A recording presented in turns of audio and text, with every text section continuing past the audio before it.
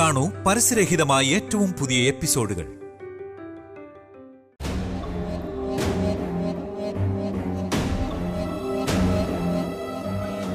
Token number 25 Bhagyalakshmi. അമ്മേ, token വിളിച്ചു.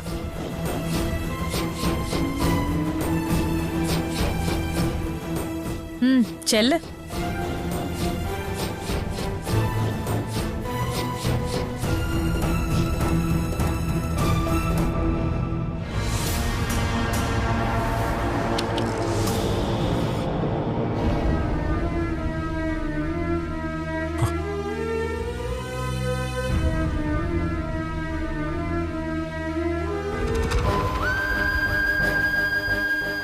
അമ്മേ?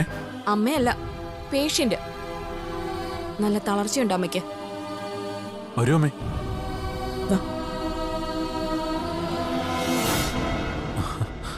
ഇരിക്കമ്മേ. ഇപ്പൊ വന്നേ ഉള്ളോ? വന്നിട്ട് കുറെ നേരമായി. ക്രമം തെറ്റിച്ച് വിടുന്നത് ഭാര്യയ്ക്ക് ഇഷ്ടമില്ലാത്തതുകൊണ്ട് പുറത്തിരിക്കുവായിരുന്നു.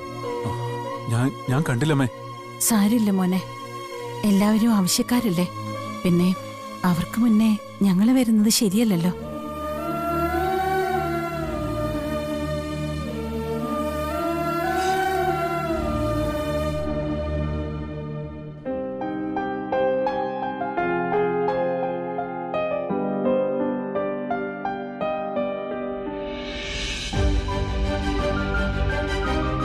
നേരത്തെ മുതല് ലോ പ്രഷർ ഉണ്ടല്ലോ.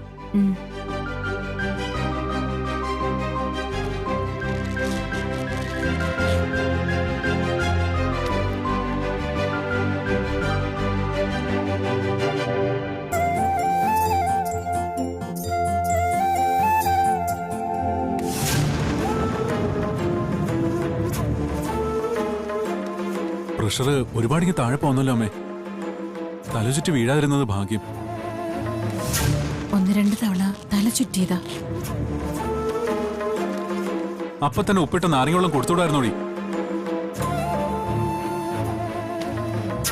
അമ്മേ, മറ്റു കുഴപ്പമൊന്നുമില്ല. അതുകൊണ്ട് ടെസ്റ്റിനൊന്നും എഴുതുന്നില്ല. ദേ, ഞാൻ എഴുതുന്ന ഈ മെഡിസിൻ എത്രയും പെട്ടെന്ന് വാങ്ങിക്കൊടുക്കണം. അതുപോലെ ദേ, ഇവിടുന്ന് ഇറങ്ങുമ്പോ ഒരു കട കാണാം. അവിടുന്ന് ഉപ്പിട്ട നാരങ്ങവെള്ളം വാങ്ങിക്കൊടുക്കണം. മോനിക്കിനിരിക്കുന്നത് കാണുമ്പോ തന്നെ പകുതി അസുഖം മാറി. അമ്മ എത്ര ആഗ്രഹിച്ചതാ മോനെ ഈ നിലയിൽ കാണാൻ. അതെ, കുടുംബവിശേഷങ്ങൾ പറഞ്ഞോണ്ടിരിക്കരുത്.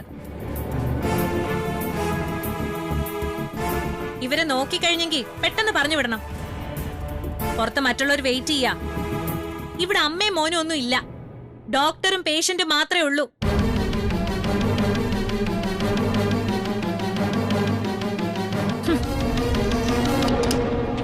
അമ്മയ്ക്കറിയാലോ, അവളുടെ അച്ഛനാ എനിക്ക് ഈ ക്ലിനിക്ക് ഇട്ട് തന്നത്. കോടികൾ ചിലവായി.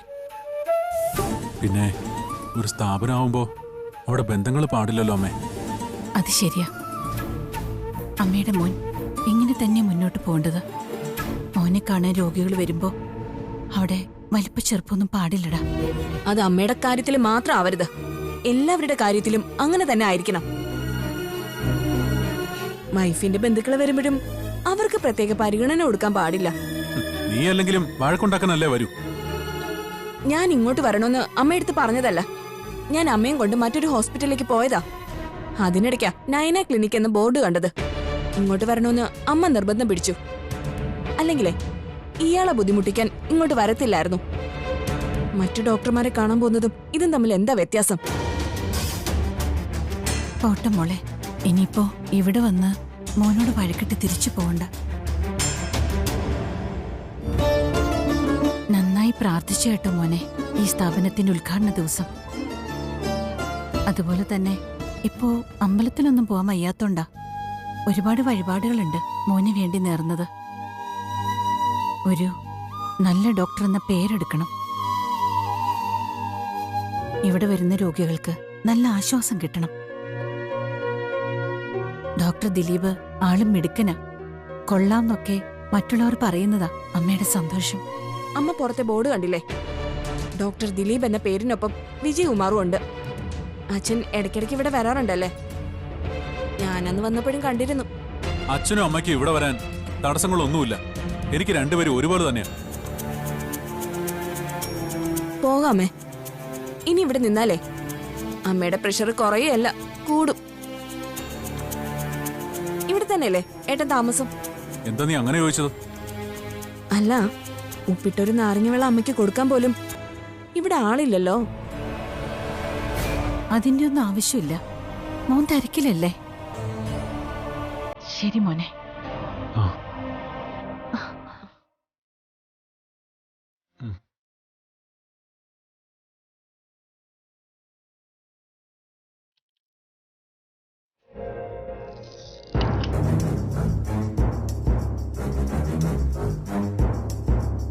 അതെ,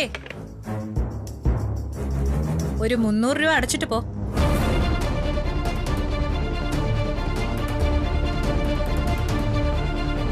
അടക്കില്ലെന്നൊന്നും പറഞ്ഞില്ലല്ലോ. പൈസ എത്രയാണെന്ന് ചോദിക്കാനായിട്ടാ വന്നത്. ആ, അതുകൊണ്ടാ പറഞ്ഞത്. കൊടുക്കും മോളെ.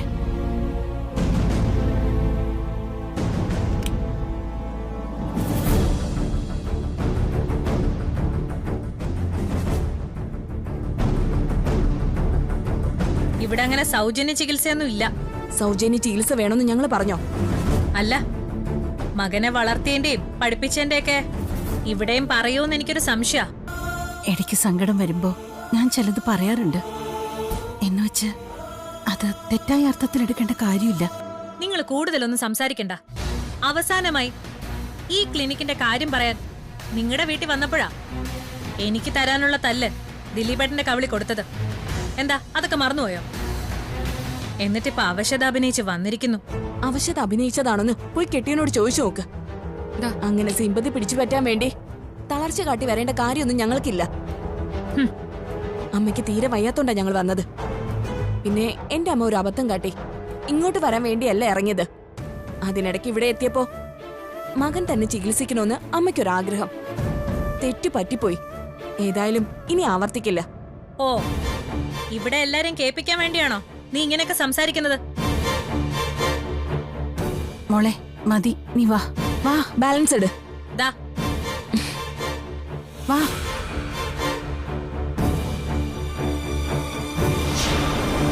രണ്ടും കൂടെ വന്നിരിക്കുക. സൗജന്യ ചികിത്സ കിട്ടുമെന്ന് കരുതി.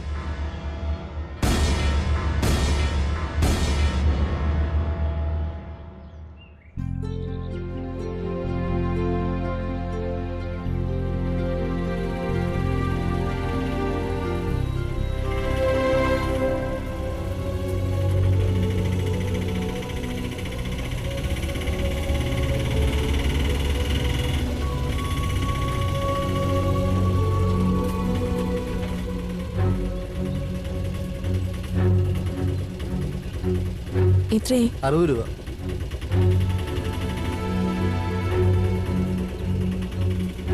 മോള് വന്നിട്ട് കുറെ നേരമായോ? ഇല്ല, ഇപ്പൊ വന്നതേ ഉള്ളൂ. എങ്ങനെയുണ്ടമ്മ? അമ്മയ്ക്ക് നല്ല തളർച്ചയുണ്ട്. വേറെ ഏതെങ്കിലും ഹോസ്പിറ്റലിൽ പോവാന്ന് പറഞ്ഞിട്ട് കേട്ടില്ല. ഇപ്പൊ എവിടെ പോയത്? ചേച്ചി വാ പറയാം.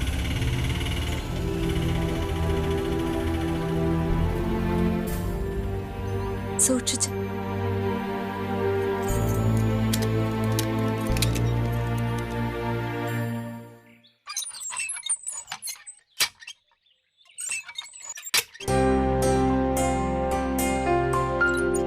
അമ്മ വാ.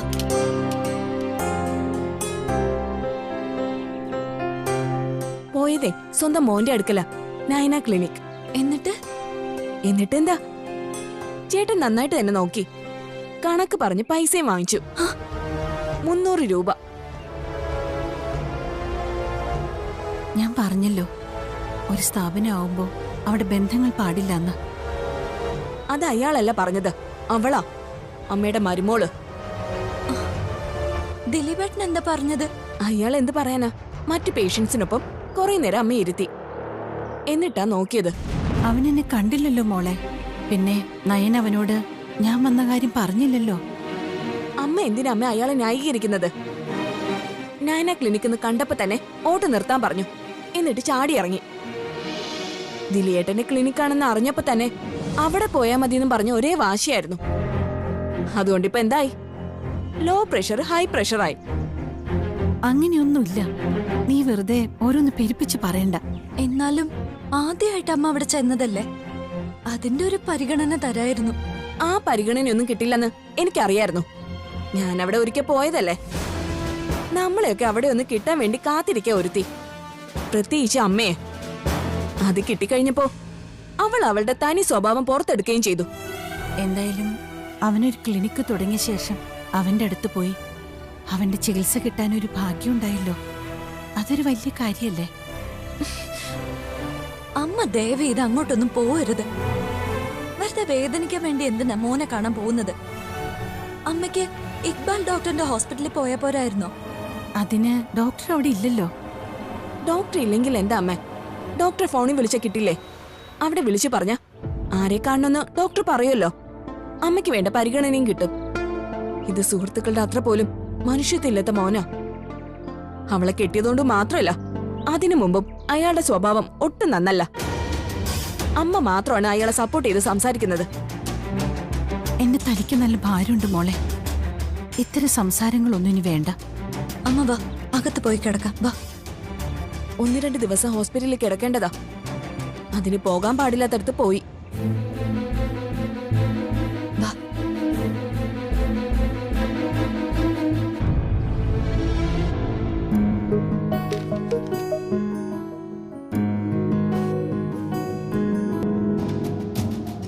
അറിഞ്ഞായിരുന്നോ മുന്നേ അമ്മായിയമ്മയുടെ വിശേഷങ്ങളൊക്കെ? ഞാനൊന്നും തിരക്കാറില്ല. ആ എന്നാ കേട്ടോ, ഒരുത്തിയെ കെട്ടി എഴുന്നള്ളിച്ചല്ലോ മോന്റെ ഭാര്യയായിട്ട്. അവള് നേരത്തെ അവരെ ഒന്ന് ലോക്കപ്പിൽ കയറ്റിയായിരുന്നു. ഇപ്പതേ കണക്ക് പറഞ്ഞ കാശ് വാങ്ങിച്ചത് മോൻ അവരെ ചികിത്സിച്ചതിന്. അവനെ അല്ലെങ്കിൽ ഒരു നന്ദി കേട്ടവനാ ആ ഡോക്ടർ. പിന്നെ ആർക്കാ നന്ദിയുള്ളത്? വലിയ കാര്യത്തിൽ മോനെ ഡോക്ടറാക്കിയതാ. ഇപ്പൊ ഇഷ്ടം പോലെ അടിച്ചു വരാന്നും പറഞ്ഞോണ്ട്. എന്നിട്ടിപ്പൊ എന്തായി? എന്നെ ചീറ്റ് ചെയ്തതിനുണ്ടല്ലോ, ഇനി അനുഭവിക്കാൻ പോകുന്നതേ ഉള്ളൂ. അവരുടെ കാര്യമൊക്കെ എന്തിനാ നമ്മൾ ചിന്തിക്കുന്നേ? ഇനി അവരെ അനുഭവിക്കോ അനുഭവിക്കാതിരിക്കോ എന്താന്ന് വെച്ചാ ചെയ്യട്ടെ. ഈ വിവരങ്ങളൊക്കെ നിന്നെ ആരാ അറിയിക്കുന്നേ? കാർത്തി തന്നെ. കാർത്തിയോടും കാർത്തിയുടെ അച്ഛനോടും വിജയകുമാർ വക്കീല് അവിടെ നടന്നതൊക്കെ വള്ളി പുള്ളി തെറ്റാതെ അവതരിപ്പിച്ചിട്ടുണ്ട്. ഭാര്യ മക്കളും തകരുന്നത് സ്വപ്നം കണ്ട് നടക്കുന്നവനാ ഈ വിജയകുമാർ. അയാളെക്കാളും ഇപ്പൊ സ്വപ്നം കാണുന്നുണ്ട് അവളും അവളുടെ അമ്മയൊക്കെ. കുത്തുവാള എടുക്കണമെന്ന് ഞാനും. എല്ലാം നശിക്കണം. അവരിപ്പൊ സസ്പെൻഷനിലായതുകൊണ്ട് വരുമാനമൊന്നുമില്ല. പെൺമക്കും ജോലിയൊന്നും ഇല്ലല്ലോ. ആകെ 10 പൈസ ഉണ്ടാക്കുന്നത് ഈ ഡോക്ടർ എന്ന് പറയുന്നവനാ. അവൻ കാലാണ് ചെലവിന് കൊടുക്കുന്നില്ലെന്ന് മാത്രല്ല, ഭാഗ്യലക്ഷ്മി എന്ന് പറയുന്നവള് മോന് ഫ്രീ ആയിട്ട് ചികിത്സിക്കുമെന്നും പറഞ്ഞ് മോന്റെ അടുത്തോട്ട് ചെല്ലുമ്പോ മോൻ യാതൊരു ഉളുപ്പും ഇല്ലാതെ ഇഷ്ടം പോലെ വാങ്ങിച്ചെടുക്കുക. എനിക്കിപ്പോ ആ കുടുംബത്തോട് വലിയ മമതയൊന്നുമില്ല. എങ്കിലും ആൺമക്കളായാൽ അമ്മമാർക്ക് ചെലവിന് കൊടുക്കണം, കുടുംബം നോക്കണം. ഞാനൊക്കെ അതാ ചെയ്യുന്നത്. അവനെ കല്യാണം കഴിക്കാതിരുന്നത് മഹാഭാഗ്യായി അല്ലേ ചേട്ടാ? കിട്ടാത്ത മുന്തിരി പൊളിക്കും. അതെന്താ അങ്ങനെ പറഞ്ഞത്? എനിക്ക് ഭാഗ്യമുള്ളതുകൊണ്ടാ അവൻ എന്റെ തോളില് തൂങ്ങാതിരുന്നത്. അല്ലെങ്കിൽ തന്നെ അവൻ എത്ര വലിയ ഡോക്ടറാണെന്ന് പറഞ്ഞാലും കാർത്തിയായിട്ട് തട്ടിച്ചു നോക്കുമ്പോ അവൻ എന്തെങ്കിലും പത്രാസം ഉണ്ടോ? കാർത്തി കോടീശ്വരനല്ലേ? 1, 2 അല്ല, 100-500 കോടിക്ക് അടുത്ത ആസ്തിയുള്ള കൂട്ടത്തിലാ കാർത്തിയുടെ അച്ഛൻ. കോടികൾ ഇന്നോ നാളെ നശിക്കും. ജീവിക്കാൻ പണം ആവശ്യ. എന്നാ പരസ്പരം സ്നേഹം ഇല്ലാത്തടത്ത് സമ്പത്ത് കുമിഞ്ഞു കൂടിയിട്ട് ഒരു കാര്യമില്ല. ഇന്നത്തെ കാലത്ത് സമ്പത്ത് തന്നെയാ സ്നേഹം. ഞാനൊക്കെ അങ്ങനെ വിശ്വസിക്കുന്ന കൂട്ടത്തില.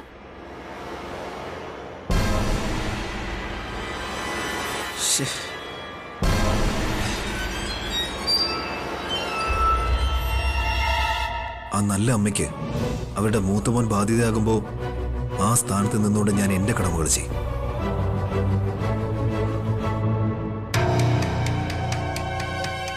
ഈ ഡോക്ടർ ദിലീപിനെ പോലുള്ള ആൺമക്കൾ ഇപ്പൊ മിക്ക വീട്ടിലും ഉണ്ട്. പറക്കമുറ്റുമ്പോ അച്ഛനെയും അമ്മയും പുറങ്കാലുകൊണ്ട് തട്ടിക്കളഞ്ഞിട്ട് പോകുന്നവരാ. അങ്ങനെ നോക്കുമ്പോ ഞാൻ ഭാഗ്യവാനാ. അച്ഛനെ വെറുക്കാനാ എന്റെ 4 മക്കളെയും അവരുടെ അമ്മ പഠിപ്പിച്ചത്. എന്നാൽ അവളെ പകർത്തുന്ന പെമ്മക്കൾ മാത്രമേ അവക്കൊപ്പം നിന്നുള്ളൂ. എന്റെ ആമക്കളൊക്കെ എനിക്കൊപ്പം ഉറച്ചു നിൽക്കുന്നവരാ. അവരുടെ അമ്മയേക്കാൾ കൂടുതൽ എന്നെ സ്നേഹിക്കുന്നവരാ. എന്തൊരു വിഷമായിരിക്കും അമ്മയ്ക്ക്. അത് പിന്നെ പറയണോ? കടം വാങ്ങിയതും ലോൺ എടുത്തതുമൊക്കെ ആ ചെറുക്കന് വേണ്ടിട്ടാ. എന്നിട്ട് പിന്നെ കയ്യിൽ നിറത്ത് കാശ് മേടിച്ചത് മാത്രമല്ല, മക്കൾക്ക് വേണ്ടി കാലണ ചെലവാക്കാത്ത അച്ഛനൊപ്പം അവനിപ്പോ നിൽക്കുന്നത്. പ്രഷർ കുറഞ്ഞെന്നും പറഞ്ഞാ അങ്ങോട്ട് പോയത്. തിരിച്ചു വന്നപ്പോ പ്രഷർ കൂടിക്കാണും. എല്ലാ വീട്ടിലും ഒരു തരത്തിലല്ലെങ്കിൽ മറ്റൊരു തരത്തിൽ പ്രശ്നങ്ങളാ ഗംഗേട്ട. ആരെങ്കിലും ഒരാളുണ്ടാവും തലതിരിഞ്ഞവര്. എന്നൊന്നും പറയണ്ട. നമ്മുടെ വീട്ടിൽ എന്തെങ്കിലും കുഴപ്പമുണ്ടോ? അത് നമ്മൾ 3 പേരല്ലേ ഉള്ളൂ. പിന്നെ നമ്മുടെ മോള് ഇല്ലായ്മയില്ല വളർന്നത്. അതുകൊണ്ട് തന്നെ ഇപ്പൊ അവൾക്ക് കിട്ടുന്നതൊക്കെ നേട്ടങ്ങളാ. മോളുടെ അച്ഛനെ പോലും ഇപ്പൊ എല്ലാ സമയം മോൾക്ക് കിട്ടിയില്ലേ. ഒന്ന് അവിടെ വരെ പോയി ദീപമോളുടെ അമ്മയൊന്ന് കാണണമെന്നുണ്ട്. പിന്നെ ഞാൻ ജയനോടും ഹരിയോടും ഒക്കെ യാത്രയിലാണെന്നാണല്ലോ പറഞ്ഞിരിക്കുന്നത്. ഗുരുവായൂർ ക്യാമ്പ് ചെയ്യുക. പിന്നെ എങ്ങനെ അങ്ങോട്ട് പോകുന്നത്? ദീപമോളുടെ കാര്യങ്ങൾ ആലോചിച്ചിട്ടായിരിക്കും ദീപമോളുടെ അമ്മയ്ക്ക് അസുഖം കൂടിയത്. അത് മാത്രമല്ല സുകന്യെ, മോനൊരു ക്ലിനിക് ഇട്ടു. എന്നിട്ട് അതിന്റെ ഉദ്ഘാടനത്തിന് അമ്മയെ പങ്കെടുപ്പിച്ചില്ല. അതൊക്കെ വേദനയല്ലേ? എത്രയ്ക്കായാലും അന്നത്തെ ദിവസം അമ്മമാരെ മക്കള് മാറ്റി നിർത്തേണ്ടതുണ്ടോ? ശരിക്കും പറഞ്ഞാൽ അവന്റെ അമ്മയാ നാട മുറിക്കേണ്ടത്. അവരെ പോലീസ് സ്റ്റേഷനിൽ കയറ്റി മരുമോളാ കൂടെ ഉള്ളത്. പിന്നെ എങ്ങനെ അതിന് സാധിക്കാന്? അവിടെയാ എന്റെ ആ മക്കളുടെ മഹത്വം ഞാൻ പറയുന്നത്. എനിക്കൊരു ചെറിയ അവശത ഉണ്ടെന്നറിഞ്ഞാലുണ്ടല്ലോ, എന്റെ ഹരിയും ജയനും എന്റെ ഇരുവശത്തുമായിട്ട് നിൽക്കും. അവരുടെ അമ്മയുടെ കണ്ണു വെട്ടിച്ചാണേലും അവരെന്റെ അടുത്തേക്ക് ഓടിയെത്തും. സംഗതിയൊക്കെ ശരിയാ. അവരുടെ അച്ഛൻ 2ാം കെട്ട് കെട്ടിയെന്നറിഞ്ഞ അവരീ പറഞ്ഞതുപോലെ ഗംഗേട്ടനെ സ്നേഹിക്കുമെന്ന് പറയാൻ പറ്റില്ല. അതാ എന്റെയും പേടി. ഏതായാലും കുറച്ചു ദിവസം താമസിച്ചിട്ട് ഞാൻ അങ്ങ് കോട്ടയത്തോട്ട് പോകും. ഒരാഴ്ചയും കൂടി ഇവിടെയൊക്കെ പിടിച്ചു നിൽക്കാം. സത്യം പറഞ്ഞാൽ മനസമാധാനത്തോടുള്ള ജീവിതമായതുകൊണ്ട് അങ്ങോട്ട് പോകാനും തോന്നുന്നില്ല. പിന്നെ കൂടുതൽ കുഴപ്പങ്ങൾ ക്ഷണിച്ചു വരുത്താതിരിക്കാൻ തൽക്കാലം മാറി നിൽക്കുന്നതാ നല്ലത്.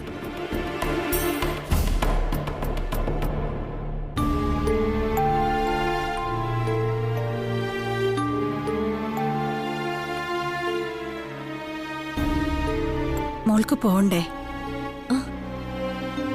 ദിയ വന്നിട്ട് പോവാമ്മ. അല്ലെങ്കിൽ തന്നെ എനിക്ക് അവിടെ ചെന്നിട്ട് അത്ര വലിയ അത്യാവശ്യമൊന്നുമില്ല. രജനിയോടൊന്നും പറയണ്ട. പറഞ്ഞ ദിയെ പോലെ അവളും നേരെ ദിലിയുടെ ക്ലിനിക്കിലേക്ക് ചെല്ലും. വഴക്കും ഉണ്ടാക്കും. അവിടെ സംഭവിച്ചത് ഓർക്കുമ്പോ ദിയെ പോലെ എനിക്ക് നല്ല വിഷമം ദേഷ്യമൊക്കെ ഉണ്ടമ്മ. അമ്മയുടെ സ്ഥാനത്ത് അച്ഛനാണ് അവിടെ ചെന്നതെങ്കിലോ കാലാണ് വാങ്ങിക്കാതെ അവിടെ കിടത്തി ചികിത്സിച്ചനെ. ആയിക്കോട്ടെ, എന്തൊക്കെ പറഞ്ഞാലും അവൻ എല്ലാ അർത്ഥത്തിലും ഒരു ഡോക്ടറായിട്ട് ഗമയോടെ ആ കസേരയിൽ ഇരിക്കുന്ന കണ്ടപ്പോ അമ്മയ്ക്ക് വല്ലാത്ത സന്തോഷം തോന്നി. ഞാൻ ആഗ്രഹിച്ചത് നടന്നല്ലോ. എല്ലാ മാതാപിതാക്കൾ അധ്വാനിക്കുന്നത് മക്കളുടെ നല്ല ഭാവിക്ക് വേണ്ടിയാ. പിന്നെ അവര് തിരിഞ്ഞു നോക്കുന്നത് നോക്കാത്തതൊക്കെ അവരുടെ കാര്യ. ഈ നന്ദിയും സ്നേഹവും കടമയും ഒക്കെ പണ്ട് കാലത്തായിരുന്നു മോളെ. ഇപ്പൊ ഏതാണ്ടൊക്കെ മൃഗങ്ങളെ പോലെയാ മനുഷ്യരും ജീവിക്കുന്നത്. നേരിയ വ്യത്യാസേ ഉള്ളൂ. പല്ലും നഖമൊക്കെ കൊഴിഞ്ഞാൽ പിന്നെ ഏതെങ്കിലും അനാഥാലയത്തിൽ കിടന്ന് മരിക്കണം. അങ്ങനെയൊക്കെ തന്നെയാ ഈ കാലത്തിന്റെ പോക്ക്. അങ്ങനെ അല്ലാത്തവരും നമ്മുടെ സമൂഹത്തിലുണ്ടമ്മേ. അമ്മ കണ്ടില്ലേ ലാലേട്ടനെ? ഏതെങ്കിലും മക്കള് ലാലേട്ടന്റെ അമ്മയുടെ സ്വഭാവത്തിന് കൂടെ നിൽക്കോ? ഇവിടെ സ്വന്തം ജീവിതം പോലും കളഞ്ഞിട്ടാ അമ്മ മരിക്കാതിരിക്കാൻ വേണ്ടി ലാലേട്ടൻ ഓരോന്ന് ചെയ്യുന്നേ. അങ്ങനെയുള്ള മക്കള് കുറവാ മോളെ. വിരലിൽ എണ്ണാവുന്നവരേ ഉള്ളൂ. പിന്നെ ആൺകുട്ടികളെ കുറ്റം പറഞ്ഞിട്ട് കാര്യമില്ല. കല്യാണം കഴിഞ്ഞാല് പിന്നെ അമ്മയ്ക്കും അച്ഛനും ഒപ്പമല്ല ഭാര്യയ്ക്കൊപ്പം അവര് നിൽക്കേണ്ടത്. കുഞ്ഞുങ്ങളൊക്കെ ജനിച്ചു കഴിഞ്ഞാല് അവരൊരു കുടുംബമായിട്ട് സന്തോഷത്തോടെ കഴിയണം. ഇന്നത്തെ കാലത്ത് അച്ഛനമ്മമാര് വാർദ്ധക്യത്തിൽ ജീവിക്കാനുള്ള മാർഗങ്ങളൊക്കെ നേരത്തെ കണ്ടെത്തുന്നതാ നല്ലത്. ആർക്കും ആശ്രയമായിട്ടുണ്ടാവില്ല. അത് ഇന്നത്തെ കാലത്ത് എല്ലാവരും മനസ്സിലാക്കണം മോളെ. ഈ പറയുന്ന അമ്മയുടെ മോനും മരുമോളും ഒക്കെ നാളെ ഒരു അച്ഛനും മുത്തശ്ശനും മുത്തശ്ശിയും ഒക്കെ ആവുമല്ലോ. ആ സമയത്ത് ചെയ്തതിനെ പറ്റിയൊക്കെ ഓർത്തവർ കരഞ്ഞോളും. ഓരോ പ്രായത്തിനനുസരിച്ച് മനുഷ്യന്റെ ചിന്താഗതികൾക്കും വ്യത്യാസം വരും. നയനെ കല്യാണം കഴിച്ചതിന് ശേഷമുള്ള മാറ്റമൊന്നും അല്ല ദിലിയേട്ടനുള്ളത്. അത് ഞാനും ദിയയൊക്കെ പറയുന്നത് അമ്മ മനസ്സിലാക്കണം. ദിലിയേട്ടൻ MBBS അഡ്മിഷൻ കിട്ടി പോയ ശേഷം ആദ്യത്തെ 2-3 മാസം അമ്മയുടെ മോൻ തന്നെയായിരുന്നു. അത് കഴിഞ്ഞപ്പോ ആളാകെ മാറി. പിന്നെ പണത്തോടായി അങ്ങേർക്ക് താല്പര്യം മൊത്തം. സത്യം പറഞ്ഞ ഇനി ഏട്ടനാണെങ്കിലും അയാളെ കാണാൻ പോലും എനിക്ക് തോന്നുന്നില്ലമ്മേ.